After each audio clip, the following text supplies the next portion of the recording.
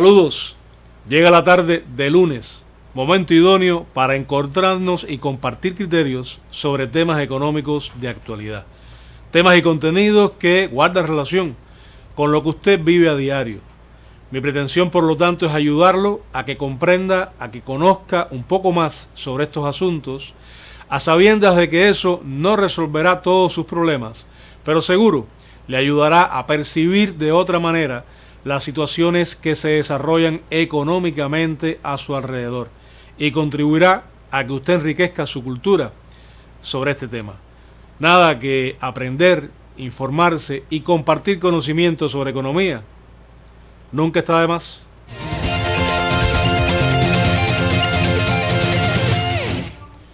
En un constante entorno de confrontación se ha movido el diferendo Estados Unidos-Cuba en los últimos 60 años. Eso no es secreto para nadie. Una confrontación que tiene su mayor repercusión en su arista económica a partir de la implementación por el gobierno yanqui desde 1961 del embargo económico a la isla.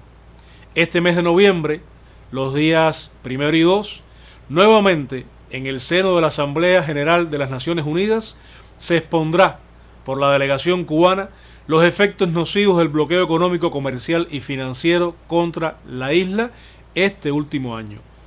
Nuevamente se someterá al escrutinio de los países miembros la aprobación de una moción cubana contra el bloqueo y su necesidad de detenerlo.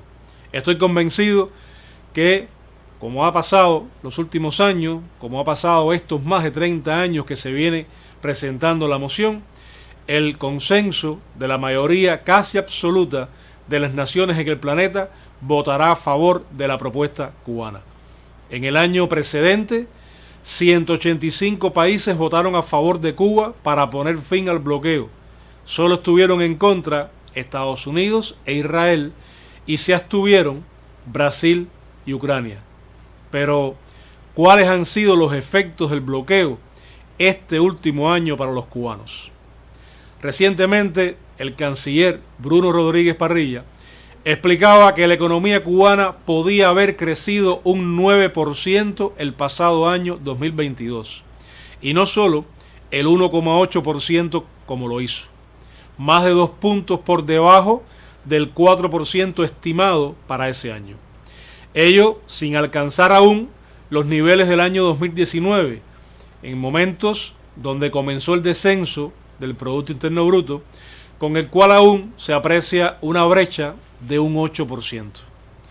El efecto de no haber alcanzado este crecimiento tiene como una de sus causas directas el bloqueo económico y la agudización del genocidio contra los habitantes de la isla a partir de la implementación de las 249 medidas colaterales aplicadas por la administración del presidente Trump. El canciller cubano explicaba que en este análisis del posible crecimiento de un 9% se hizo basado en cálculos rigurosos, teniendo en cuenta que las sanciones norteamericanas causaron daños y perjuicios por 4.867 millones de dólares entre el 1 de marzo del 2022 y el 28 de febrero de 2023. Algo así como una afectación de 405 millones al mes, más de 13 millones de dólares por día. Los efectos de esta política genocida se reflejan en el desabastecimiento de productos imprescindibles para la población, así como las dificultades de la industria nacional para adquirir insumos necesarios para la producción de fármacos y otros servicios esenciales como el transporte, la industria alimenticia y las comunicaciones.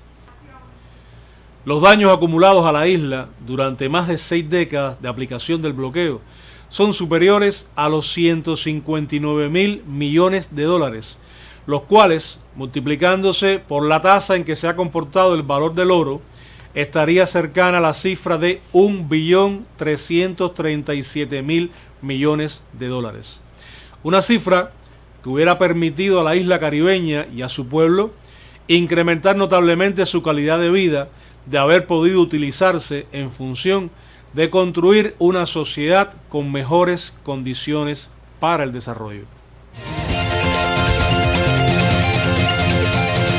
Ante esta situación, la comunidad internacional por más de 30 años, desde 1991, ha reconocido como real el bloqueo y ha votado a favor de que se ponga fin a esta medida unilateral y extraterritorial del gobierno norteamericano. Desde 2019, el bloqueo ha escalado a una dimensión cualitativamente más dañina e inhumana, con un reforzado componente extraterritorial a partir de la aplicación de las medidas impuestas por la administración Trump.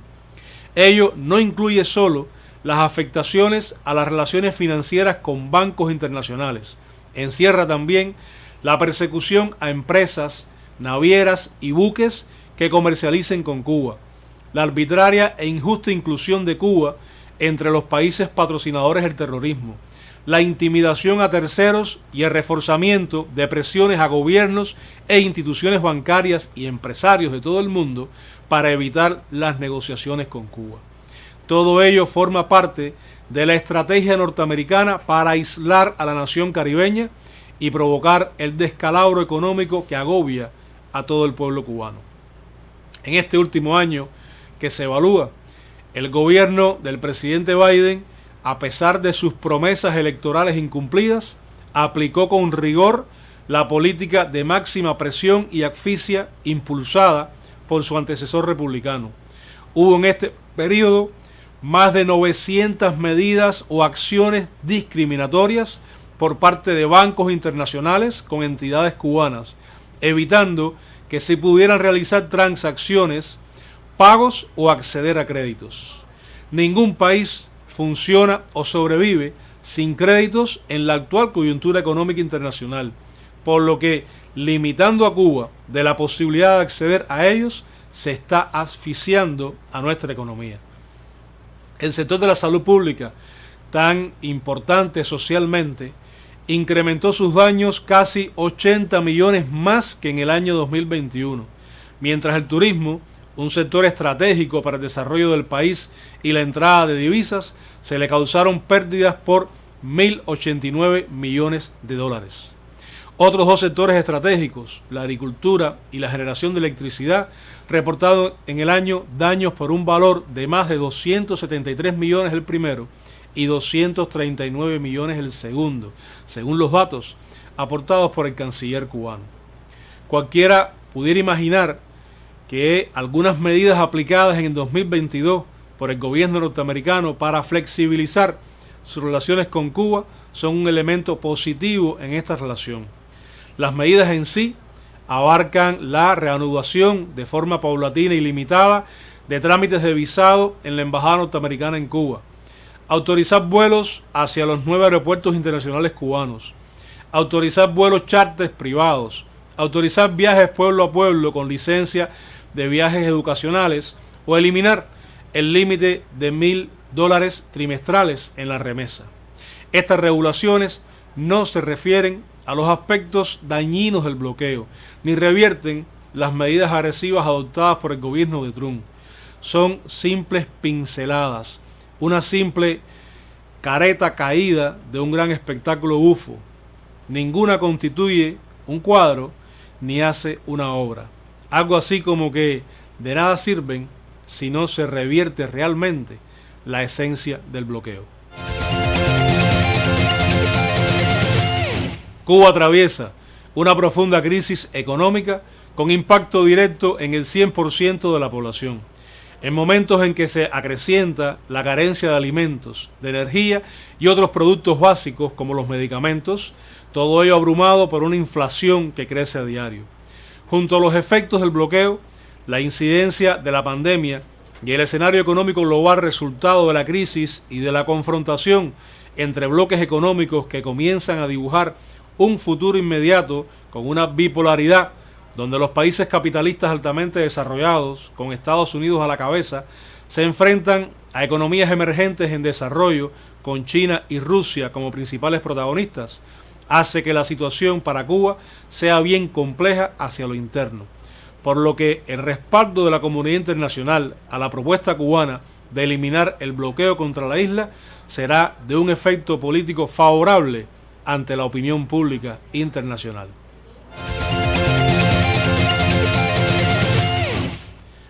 Con la esperanza de que nuevamente la comunidad internacional presione con su voto para que se ponga fin al bloqueo contra la isla, estamos llegando al fin de este encuentro. Hoy, para terminar, les traigo como siempre un mensaje con una enseñanza.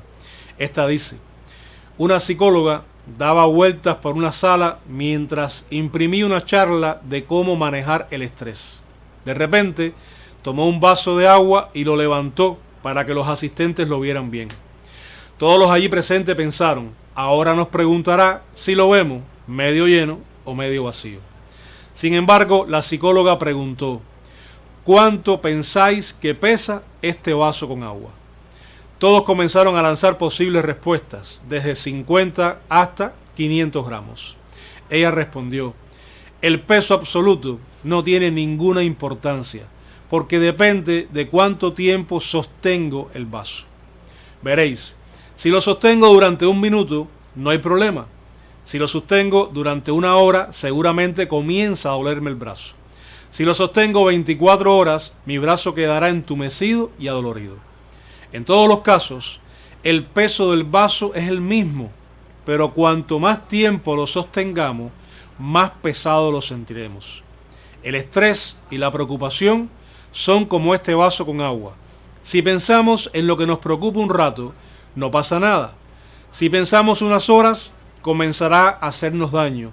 Si pensamos en eso todos los días, nos sentiremos paralizados e incapaces de hacer nada. Caer en ello, dejarte llevar por el problema, es lo que te estresa. Así que lo antes posible, suelta esa carga. No continúes esa espiral de pensamiento, ni te lo lleves a la casa o a la cama. Suelta el vaso con agua. Moraleja: no cargues con tus preocupaciones demasiado tiempo, porque es entonces que te comenzarán a pesar. Con este mensaje me despido. En 7 días nos volveremos a encontrar para compartir ideas, conceptos o experiencias sobre un tema económico de actualidad. Hasta entonces, recuerde que aprender y cuidar de su economía implica mirar con confianza hacia el futuro. Nos vemos.